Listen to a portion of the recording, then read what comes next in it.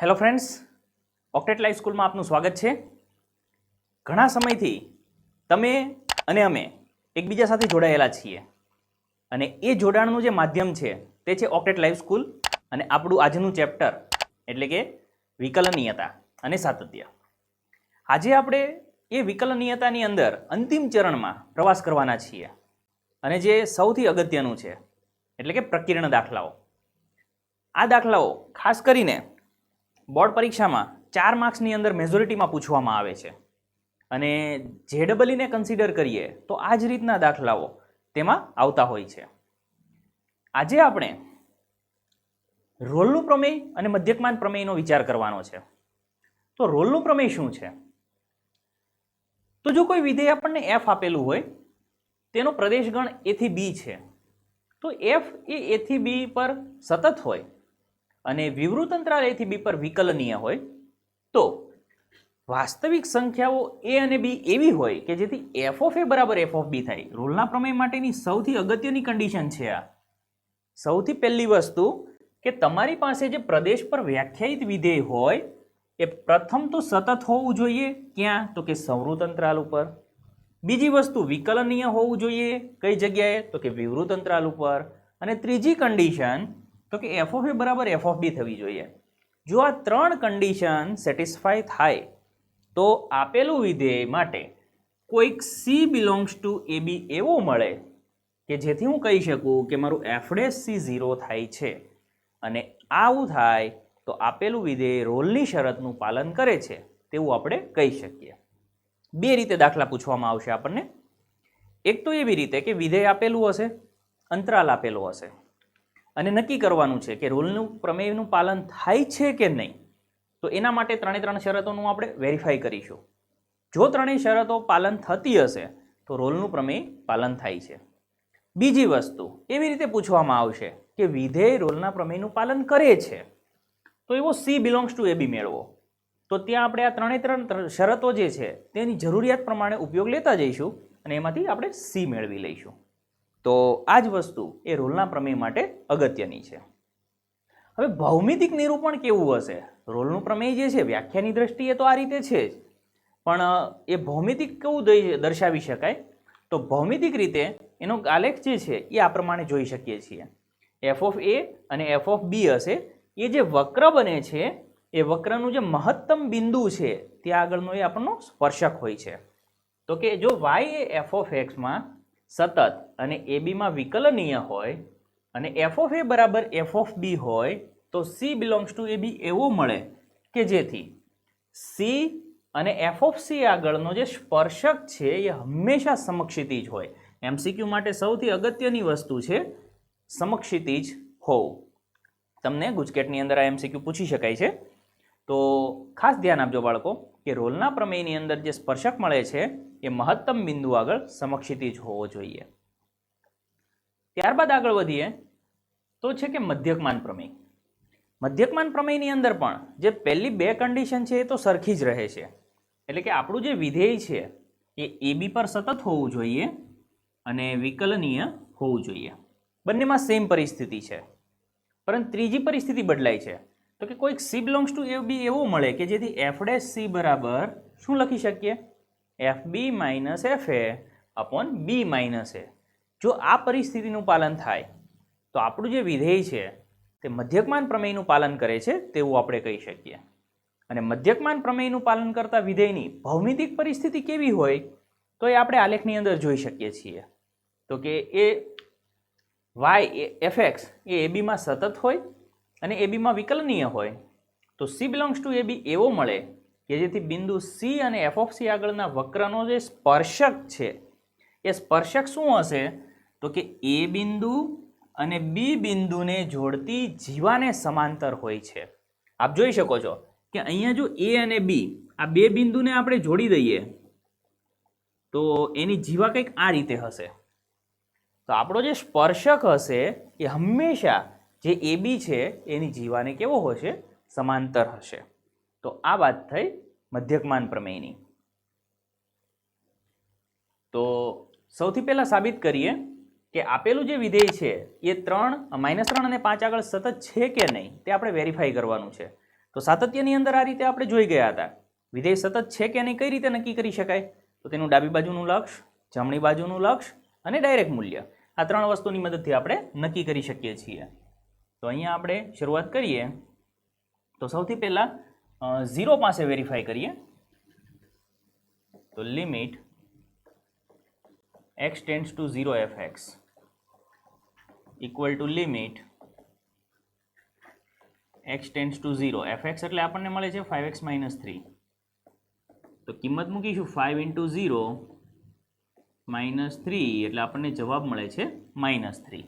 અને જો f(0) direct કિંમત આપણે મેળવીએ તો એ થશે 5 × 0 - 3, તો એ પણ -3 મળે છે.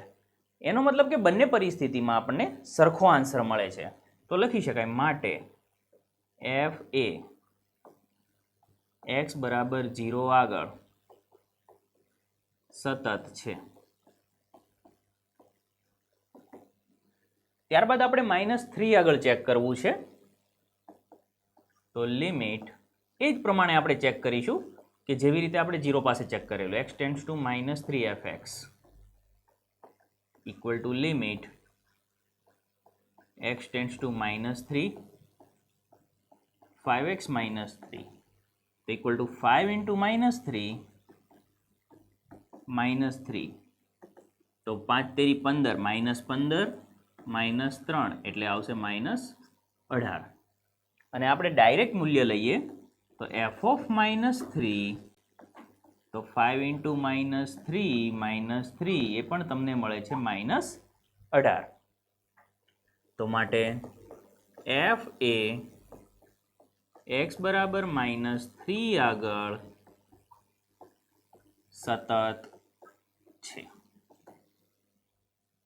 ત્યારબાદ ત્રીજી પરિસ્થિતિ છે, 5 આગળ આપણે મૂલ્ય મેળવવું છે.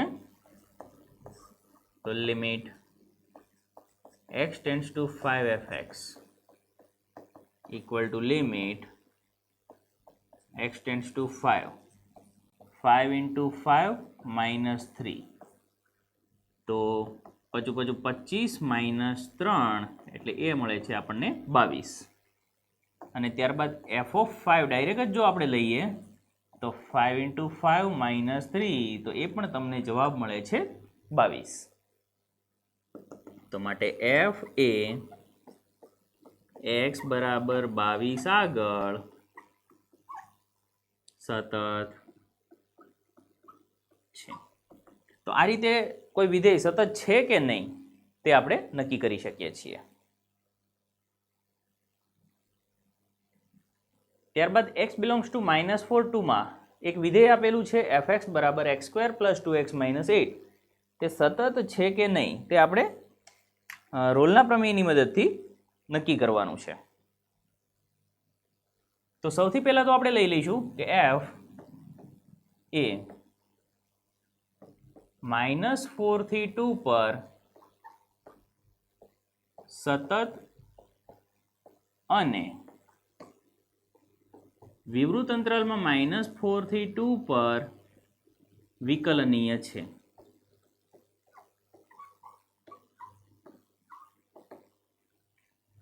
માટે ધારો કે C belongs to -4 થી 2 એવું મળે કે જેથી f'(c) બરાબર 0 થાય. તો અહીંયાથી આપણે શરૂઆત કરીશું. તો માટે f'(c) બરાબર 0. તો જે જગ્યાએ x છે ત્યાં c મૂકી શકાય. તો વિકલન લઈશું તો થશે 2c + 2 બરાબર 0. માટે c બરાબર -1. તો -1 બિલોંગ્સ ટુ -4 થી 2 છે જ. તો અહીંયા આપણને c -1 મળે છે. અને આપેલું જે વિધેય છે તે રોલના પ્રમેયનું પાલન પણ કરે છે એવું આપણે કહી શકીએ. ત્યારબાદ a બરાબર 1 અને b બરાબર 3 લઈને વિધેય માટે મધ્યકમાન પ્રમેય ચકાસો. તો અહીંયા આપણને fx આપ્યો છે x³ minus 5x² minus 3x x belongs to 1 થી 3 આવું આપણે લઈ શકીએ. તો લખી શકાય અહીં f એ 1 થી 3 પર સતત અને વિવૃત અંતરાલમાં 1 થી 3 પર વિકલનીય છે. માટે મધ્યકમાન પ્રમેય પરથી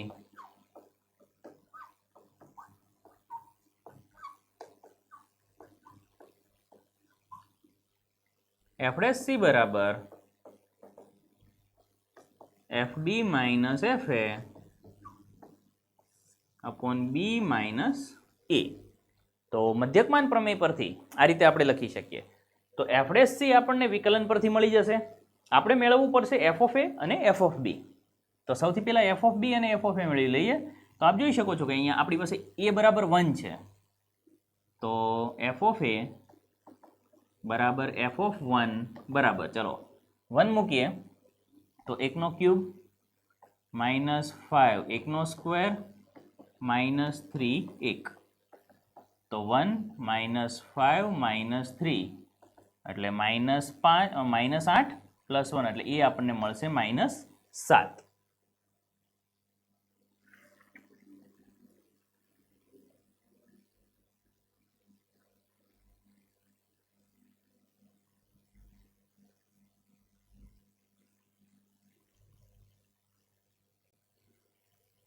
અને ત્યારબાદ છે f of b. તો b બરાબર 3 છે. તો f of 3 તો x ની જગ્યાએ 3 મૂકી શકાય. 3 નો ઘન માઇનસ 5 ઇન્ટુ 3 નો વર્ગ માઇનસ 3 ઇન્ટુ 3. તો 3 તેરી 9 તેરી 27 માઇનસ અહીંયા થયું 3 નો વર્ગ 9 9 પચા 45 માઇનસ 3 તેરી 9. તો 27 માઇનસ અહીંયા થશે 54 એટલે થઈ ગયું માઇનસ 27. તો કિંમતો મૂકી દઈએ. f' c 3x² minus 10x minus 3 equal to f of b minus 27 f of a minus minus plus 7 divided by b minus a.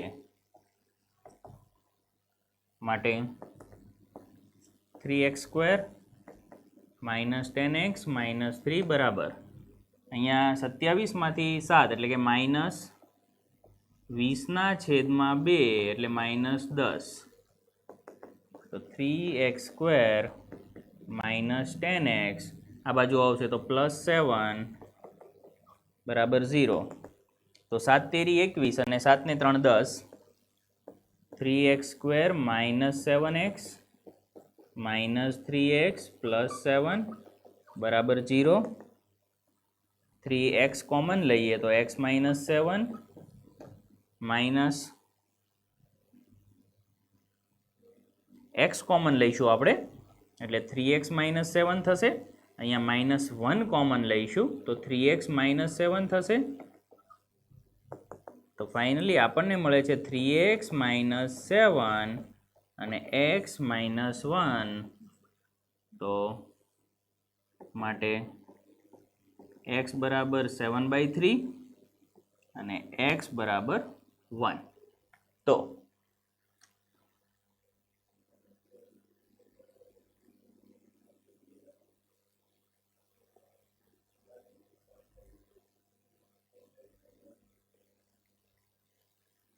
બંને મૂલ્ય માટે આપણે વેરીફાઈ કરીએ તો 2 પોઈન્ટ સમથિંગ થશે. તો તેની અંદર આવેલું જ છે.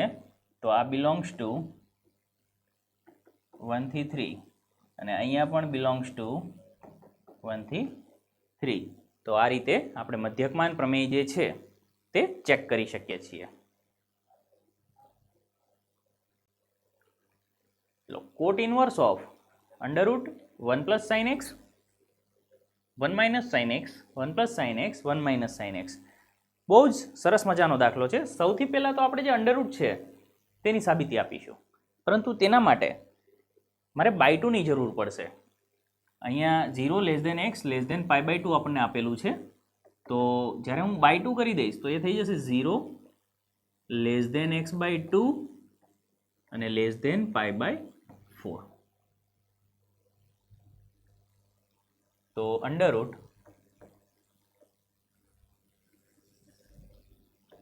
1 પ્લસ સાઇન એક્સ, આનું જો સાદું રૂપ આપીએ તો અંડરરૂટ 1 એટલે sine square X by two plus cos square X by two અને પ્લસ સાઇન એક્સ એટલે 2 sine x by two cos x by two. આ રીતે આપણે લખી શકીએ છીએ. તો એનો મતલબ તો એ થયો કે અહીંયા હોલ સ્ક્વેર બની જાય છે. તો અહીંયા થઈ ગયું cos x by two plus sine x by two આખાનો સ્ક્વેર. તો જ્યારે સ્ક્વેર અને સ્ક્વેર રૂટ દૂર થશે ત્યારે માનાંક આવશે. તો cos x by two plus sine x by two. તો પ્લસ વેલ્યુ છે તો અહીંયા જોઈ શકો છો કે 0 થી પાઈ બાય ટુની અંદર સાઇન અને કોસ બંને ધન છે, તેથી માનાંક દૂર કરી શકાય. તેથી cos x by two plus sine x by two. તો અંડરરૂટ 1 પ્લસ સાઇન એક્સ હશે તેની જગ્યાએ આપણે આ કિંમત મૂકી શકીએ છીએ. એ જ પ્રમાણે મારી પાસે બીજી વેલ્યુ છે અંડરરૂટ 1 માઇનસ સાઇન એક્સ. તો હવે 1 માઇનસ સાઇન એક્સ જે છે ત્યાં શું આવશે તો કે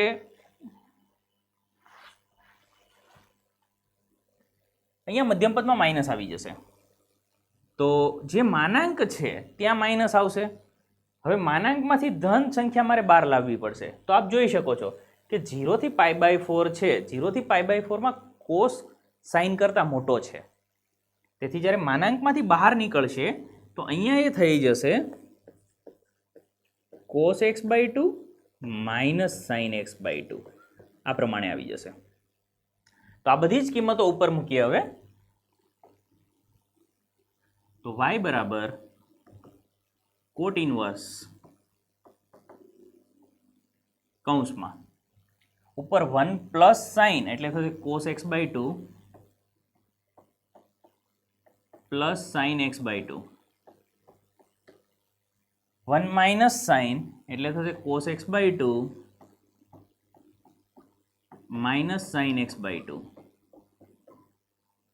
આખાના છેદમાં 1 પ્લસ સાઇન એટલે cos x by two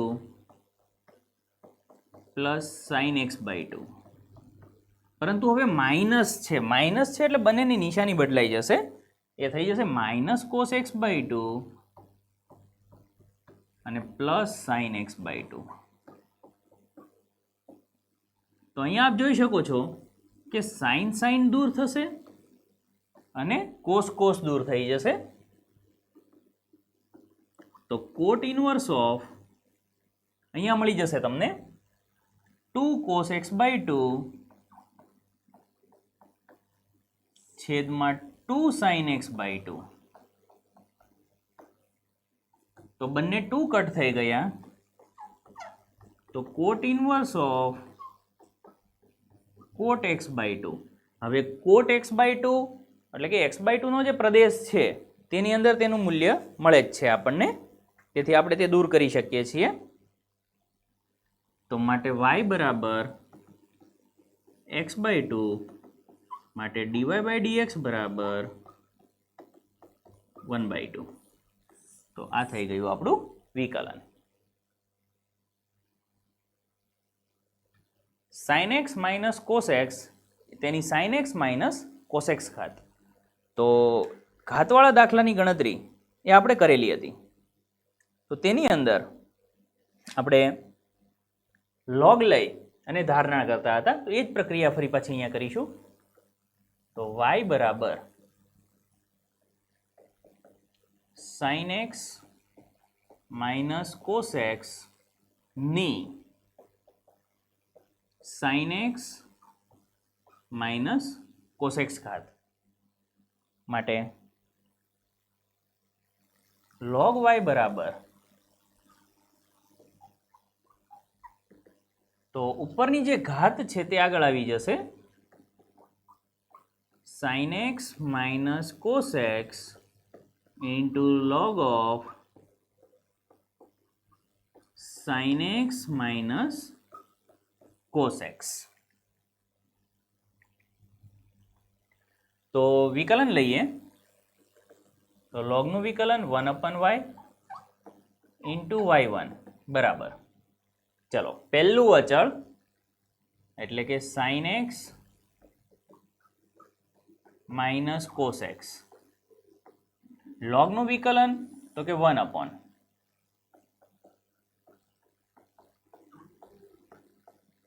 into સાઇનનું વિકલન કોસ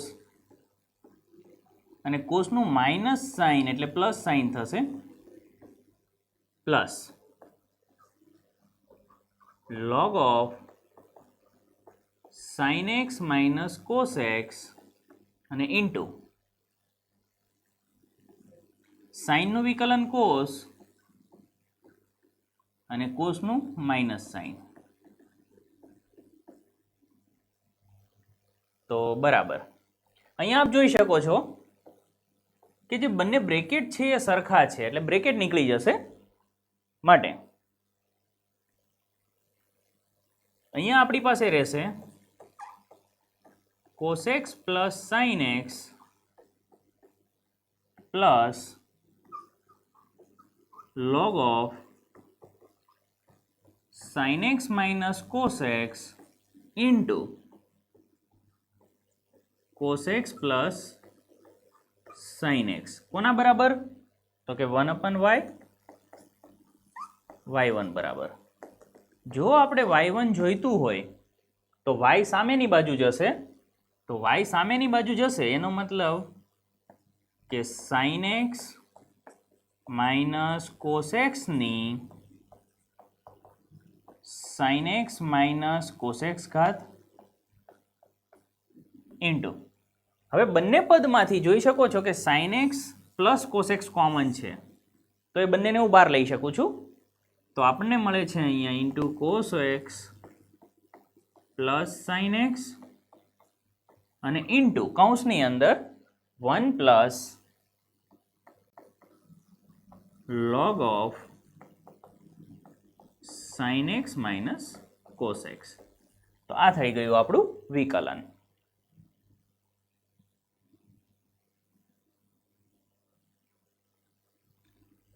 કોઈ નિશ્ચિત a ગ્રેટર ધેન 0 અને x ગ્રેટર ધેન 0 માટે આપેલું જે વિધેય છે તેનું આપણે વિકલન લેવાનું છે, તો માટે y બરાબર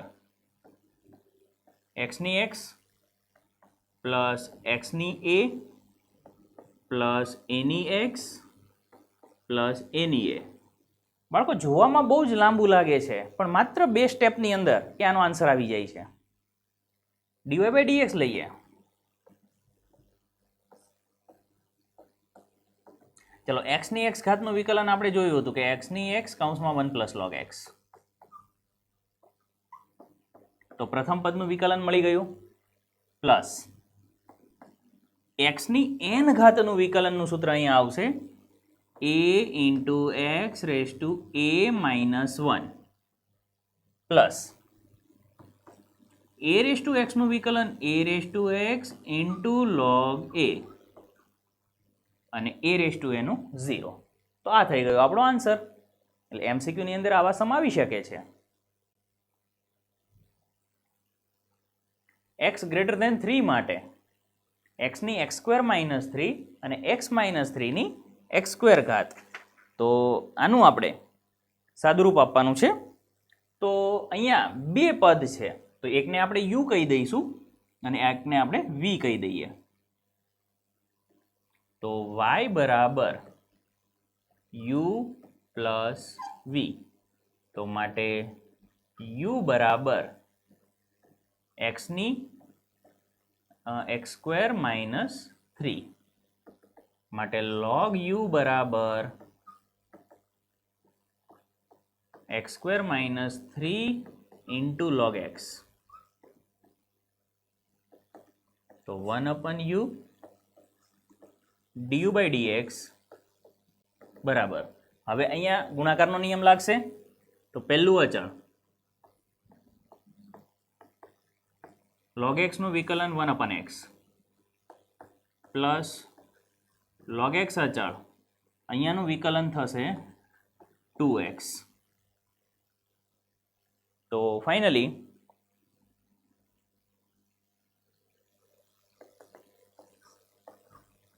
du by dx બરાબર u સામે ગુણાકારમાં જશે અને u એટલે આપણી પાસે કિંમત છે x ની x સ્ક્વેર માઇનસ 3 તો into x square by 3 by x plus 2x log x. તો આ પ્રમાણે આપણને du by dx મળે છે. ત્યારબાદ આપણે dv by dx મેળવીશું. v બરાબર x માઇનસ 3 નો x સ્ક્વેર ઘાત. તો માટે log v બરાબર x સ્ક્વેર આગળ આવી જશે log ઓફ x માઇનસ 3. તો 1/v into dv by dx. ચલો પહેલું અચળ log નું વિકલન 1/ પ્લસ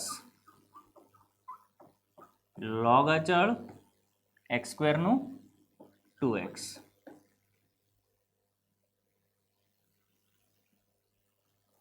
તો માટે dv by dx બરાબર v ગુણાકારમાં જશે તો x માઇનસ 3 ની x સ્ક્વેર ઘાત કૌંસની અંદર x square upon x minus 3 plus 2x log of x minus 3. આપણી પાસે બંને dv by dx અને du by dx બંને વસ્તુ આવી ગઈ છે. તો ફાઇનલી y બરાબર જો u પ્લસ v હોય તો મારે જો dy by dx જોઈતો હોય તો એ શું બનશે du by dx plus dv by dx. તો du by dx આપણી પાસે છે x ની x સ્ક્વેર માઇનસ 3 કૌંસની અંદર x square minus 3 upon x plus 2x log x plus dv by dx છે આપણી પાસે x માઇનસ 3 ની x સ્ક્વેર ઘાત કૌંસની અંદર x square upon x minus 3 plus 2x log x minus 3. તો આ થઈ ગયું આપણું finally dy by dx.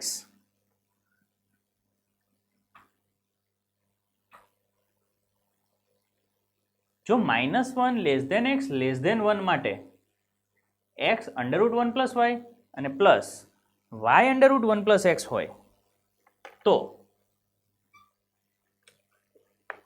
dy by dx નું આપણે મૂલ્ય મેળવવાનું છે. તો સૌથી પહેલા તો આપણે સામેની બાજુ મોકલી દઈશું આપણે.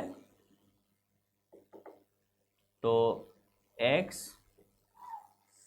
√1 plus y plus y √1 plus x બરાબર 0 માટે x √1 પ્લસ y બરાબર માઇનસ y √1 પ્લસ x. બંને બાજુ સ્ક્વેર કરીએ તો x સ્ક્વેર કૌંસમાં 1 પ્લસ y બરાબર y સ્ક્વેર કૌંસમાં 1 પ્લસ x. માટે ગુણાંકમાં લઈ લઈએ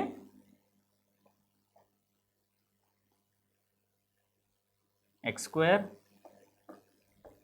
પ્લસ x સ્ક્વેર y બરાબર y square plus Y square X.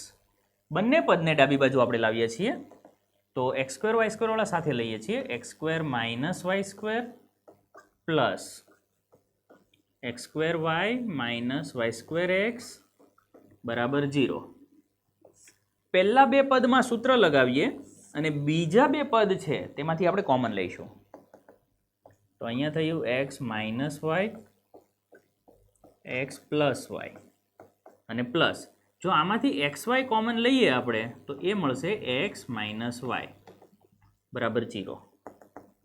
બંને પદમાંથી માઇનસને કોમન લઈએ તો કૌંસની અંદર X plus Y plus X Y બરાબર 0. તો એનો મતલબ એવો થયો કે એક્સ માઇનસ વાય બરાબર 0 અથવા X plus Y plus X Y બરાબર 0. તો આ બે પદ બરાબર 0 લખી શકીએ. હવે જો અહીંયાથી આપણને મળે છે એક્સ બરાબર વાય. હવે જો એક્સ બરાબર વાય મૂકી દઈએ તો પરિણામ શક્ય બનતું નથી.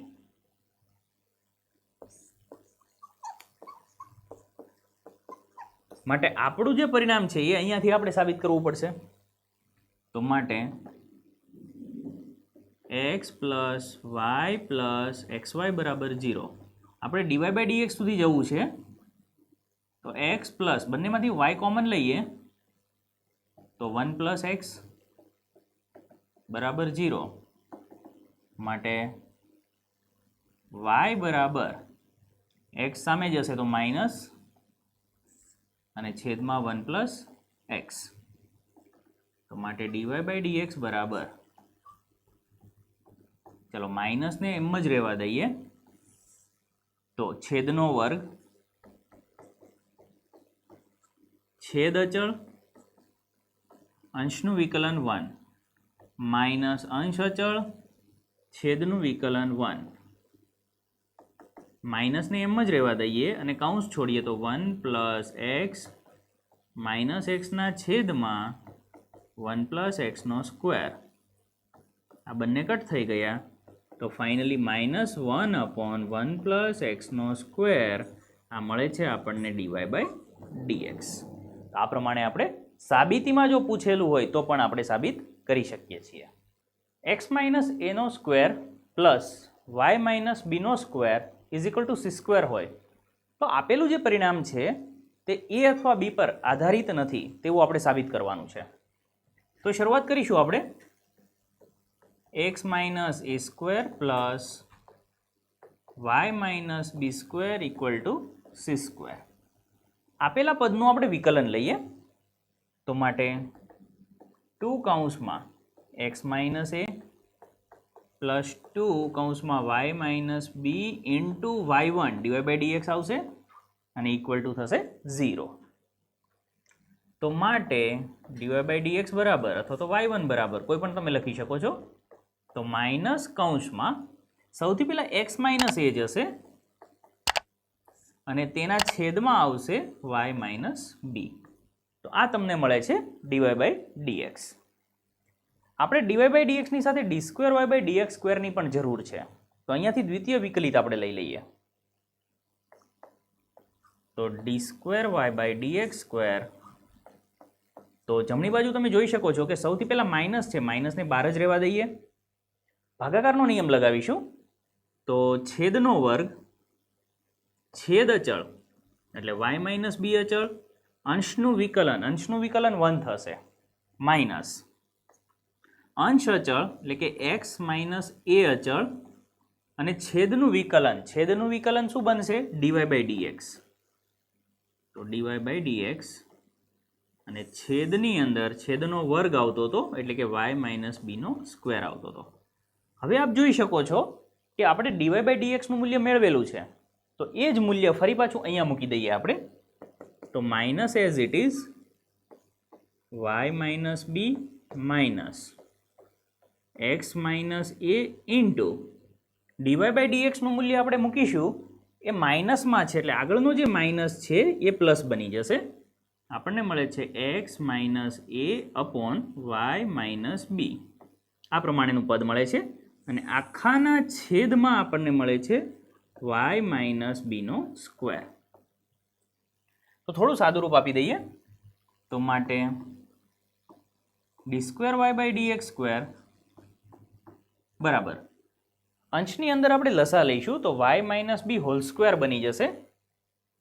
તો કૌંસની અંદર આગળનો minus as it is y minus બીનો સ્ક્વેર પ્લસ એક્સ માઇનસ એનો સ્ક્વેર અને આખાના છેદમાં લસા નીચે આવશે એટલે થશે વાય માઇનસ બીનો ક્યુબ થઈ જશે ઇક્વલ ટુ માઇનસ. હવે આપ જોઈ શકો છો અંશનું જે પદ આપણને મળે છે x minus n square plus Y minus બી સ્ક્વેર, તો રકમ પ્રમાણે એ બની જશે સી સ્ક્વેર. તો minus c square upon y minus બીનો ક્યુબ. આ આપણને મળે છે d square Y by d x square. તો આપણને બંને પદ મળી ગયા, d y by d x અને d square Y by d x square. હવે જે પરિણામ છે તે પરિણામથી આપણે આગળ વધીએ. તો પરિણામ લઈએ 1 પ્લસ dy બાય dx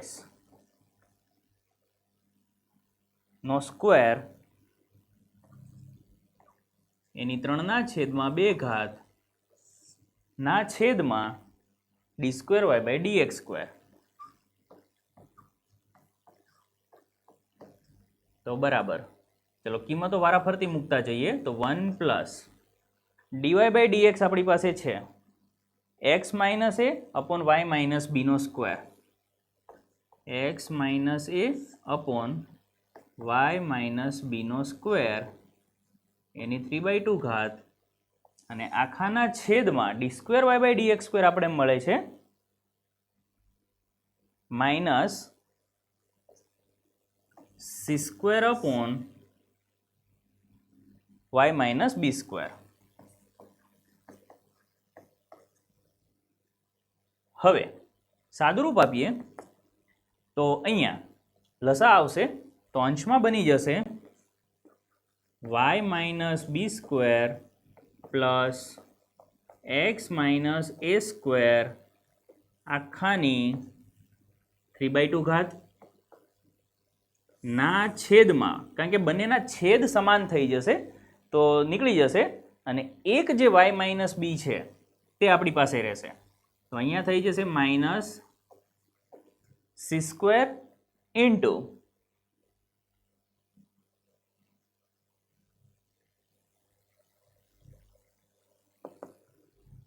હવે આપ જોઈ શકો છો કે આ જે x minus A square plus Y minus B square છે તે શું છે તો કે સી સ્ક્વેર છે. તો ઉપર આપણે જો સી સ્ક્વેર મૂકી દઈએ તો સી સ્ક્વેરની 3/2 ના છેદમાં માઇનસ સી સ્ક્વેર. તો ફાઇનલી આ 2 કટ થઈ જશે અને આપણો જે જવાબ આવશે તે આવશે માઇનસ સી. તો આ જે મૂલ્ય છે તે એ અને બી પર આધારિત નથી તેવું આપણે સાબિતીની મદદથી સાબિત કરી શકીએ છીએ. જો કોસ ઓફ વાય બરાબર X cos A plus Y હોય તો આપેલું પરિણામ આપણે સાબિત કરવાનું છે. આ દાખલો બાળમિત્રો થોડો અલગ છે એટલે ખાસ ધ્યાનથી જોજો અને સમજજો. અત્યાર સુધીના દરેક દાખલામાં આપણે ડીવાય બાય ડીએક્સ મેળવતા હતા, જ્યારે અહીંયા આપણે ડીએક્સ બાય ડીવાય રિવર્સ પ્રક્રિયા કરવાના છીએ, એટલા માટે આ અગત્યનો છે. તો જે પરિણામ આપ્યું છે ત્યાંથી શરૂઆત કરીએ.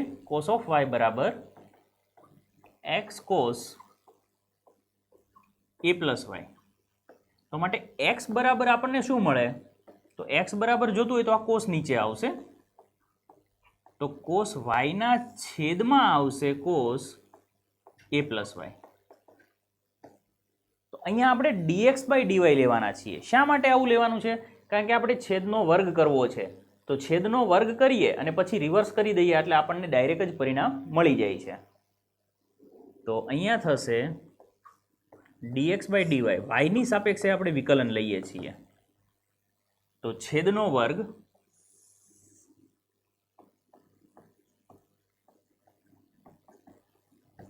છેદ અચળ ઇન્ટુ અંશનું વિકલન, કોષનું વિકલન થશે માઇનસ સાઇન